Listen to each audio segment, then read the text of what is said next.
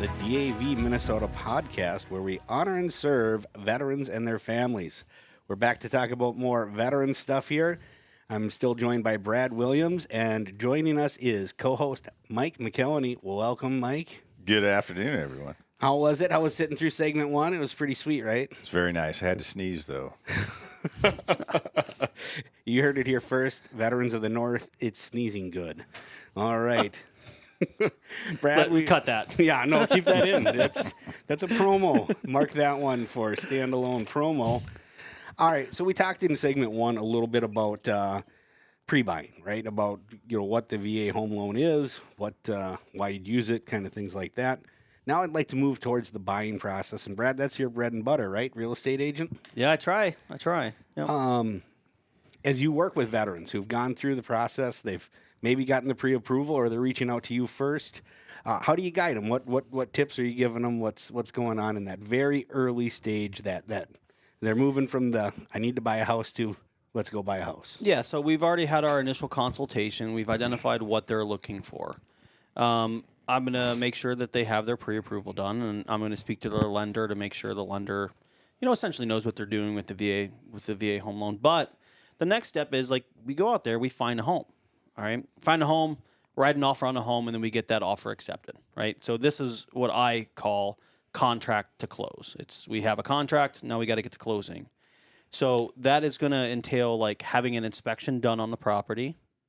If the buyer chooses to have an inspection, now here's the thing to note is people will say, well, it's a VA home loan, you have to do an inspection. It's not true. It's actually the buyer's preference. Now, I'm never going to tell somebody they shouldn't have an inspection done on the property, but I'm putting it out there just so that you're not required to do it on a VA loan. This is one of those comments. You see a lot is the house failed the VA's inspection. Yeah. That's a misconception. I hear it all the time. They think there's this inspection going on from the VA. I know it's a different thing, and I don't want to steal your thunder, but it's not an inspection. That's separate. So the first part, after the offer is accepted, you as the buyer can choose if you negotiated it into the contract, which is common to do, that you're going to have an inspection done. You are going to inspect the property or hire a third-party inspector to go in there and kick tires, essentially. That's that part. Later on, there is going to be an appraisal done on the property. That appraiser is, let's just use the phrase, certified to do VA home loan appraisals.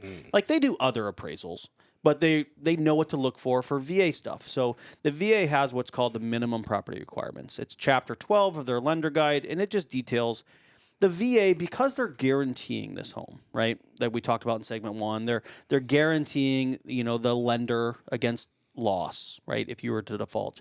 They want to make sure the home is safe. They want to make sure that it doesn't have a, 10-step stairwell without a railing on it. They don't want to have broken windows, things like that. But it's not even that strict. You don't even have to have appliances in your kitchen. Right? I went through this one. I got some questions on that, Brad. Right. Because,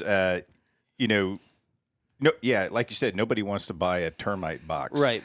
So I do. So with the appraisal, see, I'm already confused. So the VA is going to do a VA appraisal, which is a quasi inspection. And what's the difference between an inspection and an appraisal? So I would tell my clients that we're not going to rely on the VA appraiser to notice whether or not they're not going to check the furnace, right?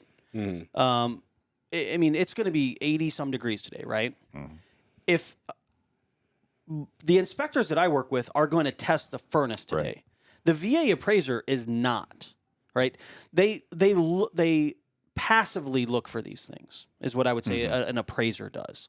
They know when they walk through the property if they see the home interior of the home is built, pre lead-based paint stuff, and they need to have painting redone, right? Because they're afraid of lead-based paint. Chips, right. Yeah. They taste great. I don't know why they're worried about them. I don't get it, but some people don't like paint chips. So we're not going to rely on the VA appraiser to call these things out, because I see some things sometimes when I'm going through the home. It's the appraiser should certainly call this out, and then they don't. Does that make sense? Yeah, and so I'm just trying to remember. It's been a while since I bought my last house, but you mentioned contract, and then we start looking for deficiencies through the appraisal or the inspection. And so I'm just trying to remember the sequence. Do I have to pay earnest money? Then if I want, I pay more money to an appraiser, or that's wrapped up in the loan overall. Okay. And then I pay an inspector. Don't. You know what I mean? So if I'm a veteran, like, is it smart? Are you able to get an inspected before you pay earnest money? Or, I mean, what's the best process to save heartache? This is going to be a bit of a cop-out. Anything negotiated between a buyer and seller can be done. This is true. Yeah. But let's talk about what's normal. And now, earnest money laws could be different in different states, but they're generally the same. And I know exactly what they are in Minnesota. If you wrote into your offer that you have an inspection contingency, you want 1 week to inspect the home, for example. If you find flaws in that 1 week, whether it's a physical inspection or you find out that from the city that you can't put an 8-foot fence up that you wanted, you could only do a 6. That is part of an inspection as well, right? Right. Inspecting the school districts, which you should have done kind of beforehand. Yeah. But so you would have transferred earnest money when the offer is accepted. And if you cancel during your inspection period, you're going to get your earnest money back. Okay. If the purchase agreement is written with any sense, right? Which it should be. Now, later on, you will have an appraisal that you would have paid for through the lender. And if there are issues with that can't be surmountable, because the VA they can call out these things that we call work orders, right? They could say you need to put a handrail on the stairs leading into the basement. Well, I mean, most sellers are reasonable, and we say, hey, the VA appraiser said that we need a handrail, and they put up the handrail. We send them a photo. They sign off on it. You're good to go. You continue to closing. Yeah. I just had an appraisal done. I had to do a refinance for the first divorce there. And I'm leaving it open for first. You never know. There might be second, third, whatever. We'll stipulate for the first divorce. And for that one, and so they had to come through and do the appraisal. Did you have the house appraised or the ex-wife? Both. Okay. But yeah, so anyway, the house. And you go through the appraisal on the house, and the first time I bought the house, there was that. There was some chipping paint, and there was a handrail needed, and I had to replace 2 boards on the deck, or the seller did. The same exact house, I've done nothing major to it.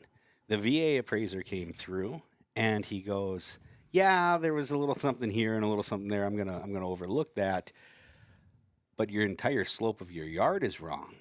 The grading. The grading. And I said, what do you mean? He's like, everything in your yard seems to be sloping towards the house, and the backyard is completely wrong, and the front yard is also messed up. And it's like, okay. And I said, I haven't changed anything. The grading hasn't changed. But sure enough, it came back that the entire house needed to be regraded. Now, luckily, I pretend I know what I'm doing all the time, so I rented a Bobcat, got 10 tons of dirt. Accidentally drove it into your house. Demolished it. You got an insurance claim. Yeah, got my insurance claim. No refi needed. Exactly. And I had to pretend I knew what I was doing, and I just dumped a bunch of dirt around the house.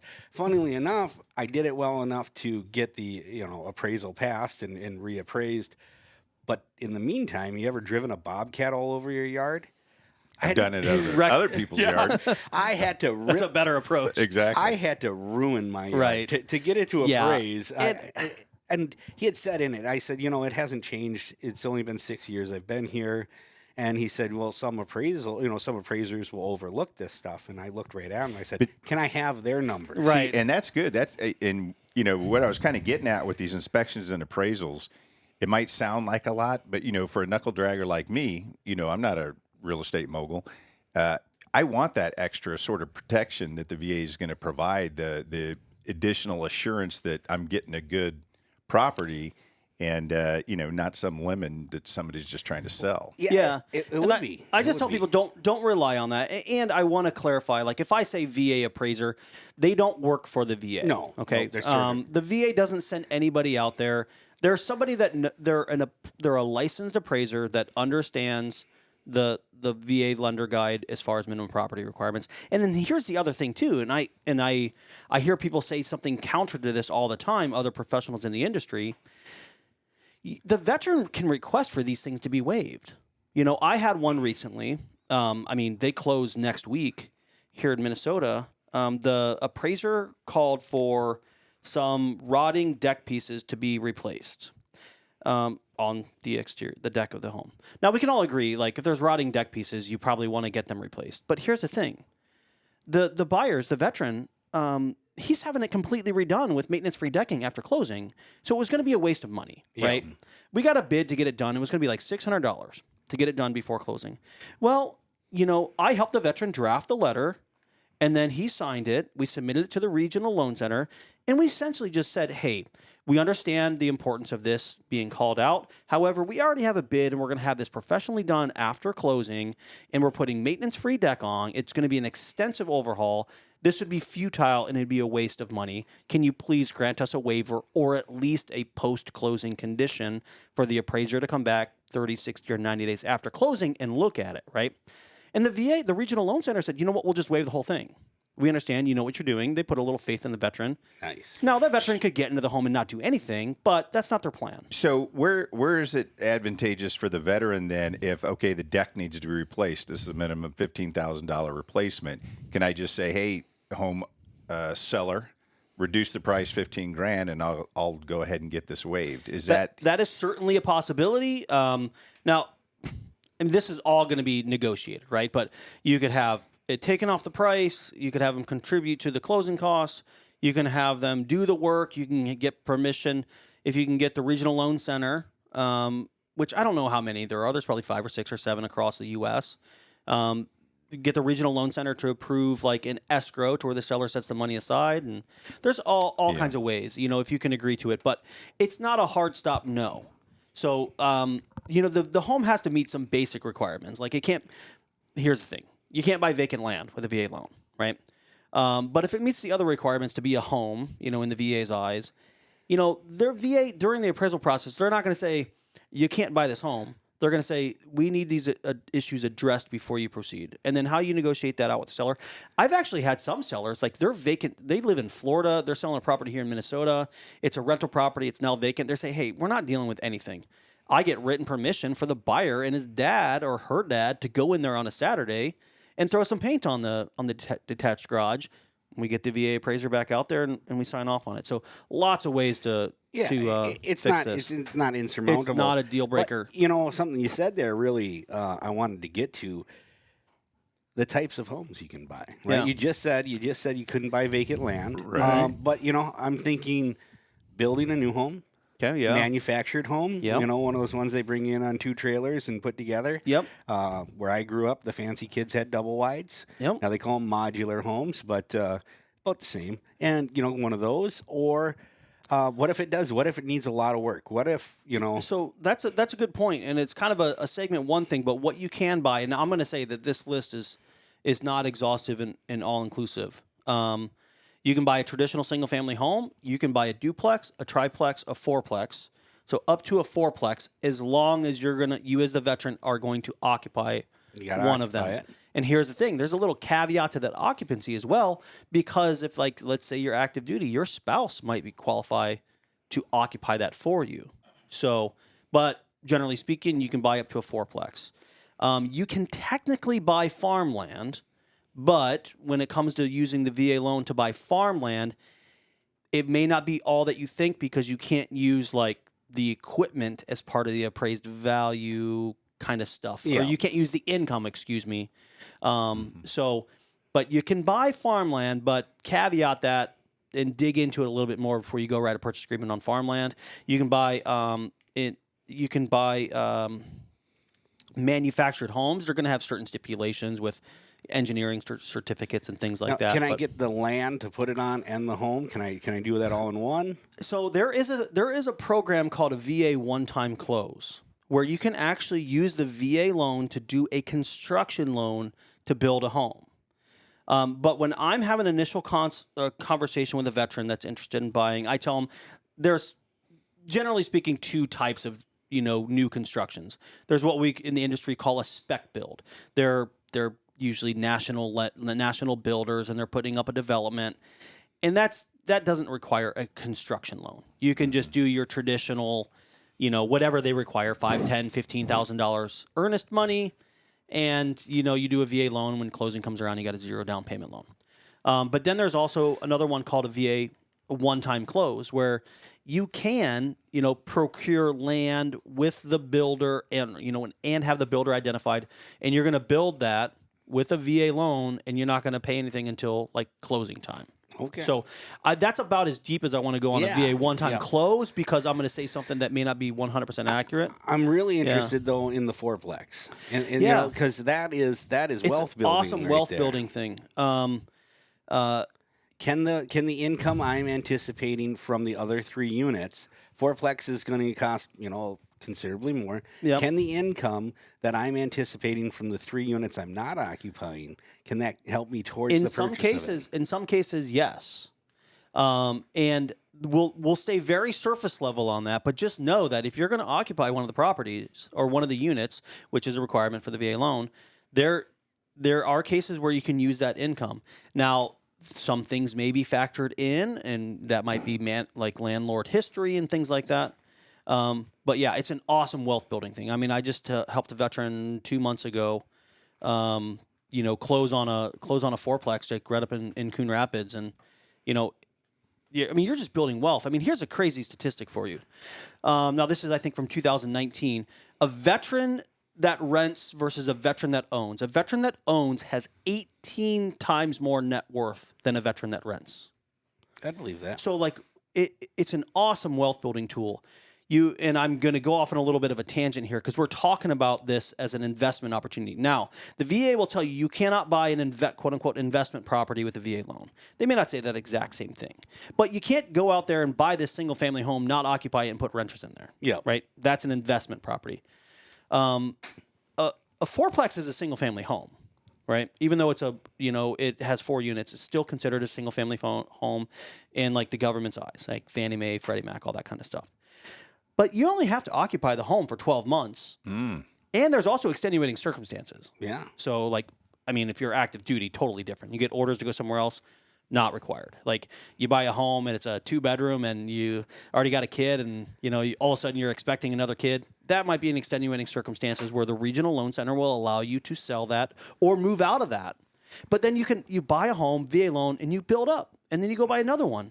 Yeah. And you buy another one because you can use this more than once. You know what that kind of reminded me of there is, you remember during certain briefings when they'd stomp on the floor when they said something? Yeah. That should have been a stomp on the floor. The camera's not showing it, but I was stomping on the floor there real impressively. And that seemed like a moment where you maybe want to stomp on the floor and say, look, awesome. You can build wealth with this. This can be a tool in your toolbox. It's an incredible wealth building tool. You can, and you don't have to sell that. You don't necessarily have to sell that home because you can use that what we call your departing residence, right? That you have the VA loan on. You can use the projected income to help offset your like debt to income ratio burden. Mm-hmm. Right? So you don't even have to have a lease on the property, right? So on all these nuances you're talking about, though, I mean, is your typical lender, are they gonna go that extra mile? Are they gonna do all? I mean, if they're looking to, they're gonna win some money back in this process, and it's worth their time. But what's worth their time? What's not worth their time? I'm afraid to say that I don't believe the typical lender is going to know that stuff. Okay. They're going to ask. I don't want to overgeneralize, but what my experience has shown me that they don't have a good understanding of it, or they might think that you don't. Even if they think you don't have to sell it, which you don't, they might require you to go to get a lease on it. It's like, they don't. That's why it's like if you hear anything that runs counter to what I'm saying here today, reach out to one of the professionals that we've talked about. Yeah, there's so many nuances to this. There is, and we were talking about this before we started recording here. I mean, the couple of us in the room. So in the room here, there's one realtor and 2 mortgage brokers that specialize in VA, and we see hundreds a year that we're working with. We're pre-qualifying, we're getting into homes, all this stuff, and even amongst us, like we are constantly going to each other. I mean, I just said a few minutes ago, the property doesn't even have to have appliances in it. I didn't know that a week ago. That was something that the group of us, it was posed, and it was like, all right, we haven't encountered this. Let's get into the VA lender guide or get clarification from the regional loan center. So like even those of us that are dealing with it all the time don't know the answers. Well, and I think that's a good thing too. I mean, there's a lot of these foreclosures where on the way out, the prior owner's selling everything that's bolted down and not bolted down. I was kind of shocked. I mean, there could be some exceptions where appliances are required, i.e. a new construction where it was part of the promised package that was coming with it. That's an exception, right? But the home itself, and I have people that you can buy a home that's, if you want an investment property to quote unquote flip, you can buy a home that's in fairly rough shape with a VA loan. Fairly rough. You better believe, though, if things go sideways on me, I'm taking that copper with me. I've seen that before, too. That is coming with me. That is, I upgraded the electrical in my house when I first bought it. That's my copper. That's not the mortgage company's copper. That's coming. I'm going to check my catalytic converter when I leave here today. So here's another question, too, because, my mind's going all over the place with, the various laws in states for cohabitation and definitions of marriage. And I'm just like, okay, can I buy a rental property with a VA loan in a different state, and my buddy who I quote cohabitate with is the actual renter or the occupier? All right, so let's talk about this in a couple ways. One veteran buying a VA loan or a home with a VA loan by themselves. We've kind of already covered that. No problem. Zero down. Veteran buying with a non-veteran spouse, let's say that. So my wife is not a veteran. If we go buy a home with a VA loan, we're still zero down. Okay. And both your incomes count? You can put both on there, or we can just do one. Yep. So let's say, and we see this sometimes, let's say we have a couple, and we'll talk about the definition of married couple in a bit. Okay. Good. I was afraid we'd not. Right. I mean, that's the only reason I'm here today. Yeah.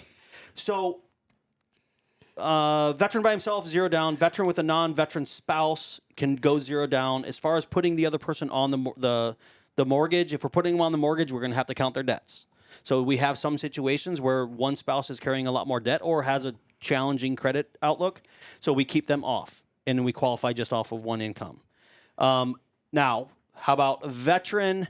Let's say two veterans. They come back from deployment, and they want to buy a house together, or they don't come back from deployment, whatever. They qualify. They want to buy a house together. I see this all the time. You can put them in there zero down, right? Veteran, doing 50-50 of each of their entitlement. Now, veteran buying with girlfriend. Girlfriend or boyfriend is not a veteran. Mm-hmm. Generally speaking, you're going to be putting like 12.5% down because the VA, without getting into the math and really making this boring, we're assuming it's like thrilling for everybody. Yeah, right now. I'm on the edge of my seat. Yeah, right. Like, yes, 12.5%. Yeah. That's not half of 20. My mom and Andy's mom who are listening. Yeah, do tell me more. The VA, it's kind of, I won't get into the math. 12.5% down if it's a non-veteran, non-spouse. So we have some people that come to us. It's like, I had someone come to me last week, and it's like they're getting married in October. Mm-hmm. If they were to purchase now, they're doing 12.5% down. You tell them just go get that paper?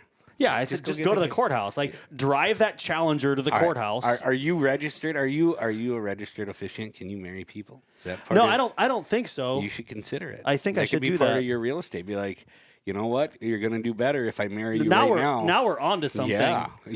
One-stop shop. A lot of people have a moving truck or something like that, or give them a basket. No, you'll marry them.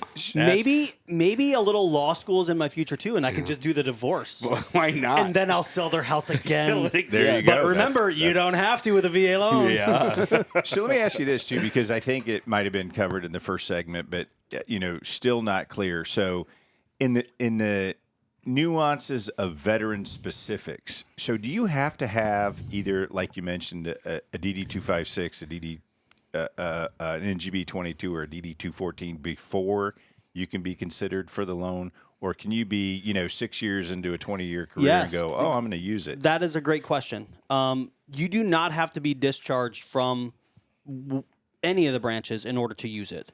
So National Guard reservist, you can still be in. Qualifying criteria is going to be a little bit different for reserve component. Active duty, generally speaking, after 90 days on active duty, you qualify for the VA loan. Okay. Now, the VA, the Regional Loan Center, when you're And on that note, I mean, I would work with a reputable lender to get your certificate of eligibility. Here's the crazy part, right? As veterans, we can go on to e-benefits. We can try to get our certificate of eligibility. It's going to take us weeks. We're going to get denied. We're going to get more documents. We're going to get denied, and it's going to take forever.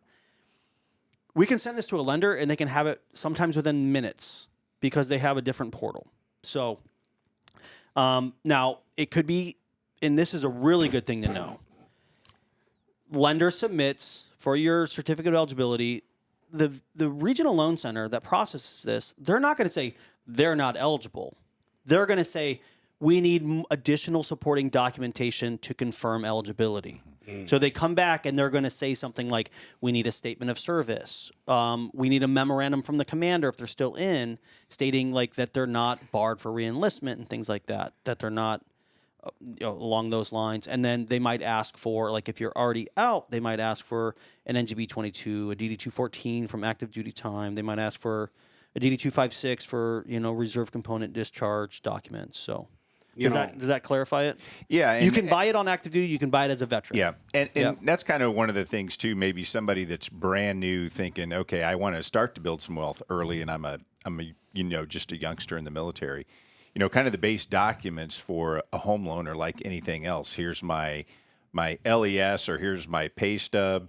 Here's my, if you have VA disability, that document, and here's my, DD 214. Right. That kind of gets you going, right? Yeah, I mean, and that's a good point. Your disability compensation can count, certainly should count towards your income. In fact, you can take it, and let's say, and I'll do easy math here. Let's say you're getting $4,000 a month. You're 100% disabled. That's $4,000 a month net, right? Because there's no taxes. So the loan officer that knows what they're doing knows that they are going to do what's called plus that up. So they're going to actually add 25% on that. So you make $5,000 a month on that $4,000 from a qualifying perspective. Why are they going to plus that up? Because it's not taxed. So the most of our tax, like if you have a salary of $100,000 a year, right? Yeah. You make $100,000 a year gross, and then it's taxed. Right. If you for the Net's VA, net. right? Yeah. So for the disability compensation, that's. And the same thing on active duty. Like BAH is not taxed. BAS is not taxed. Right. You plus that up. Yeah, you got to plus that up. Plus Fun it up. with math here. Right. All right, we're gonna take a break here. Finish up our segment 2. This is Veterans of the North, empowering those who've served. We're gonna come back for segment 3. More fun with math and wrap up some topics and see what else we can learn about the VA home loan.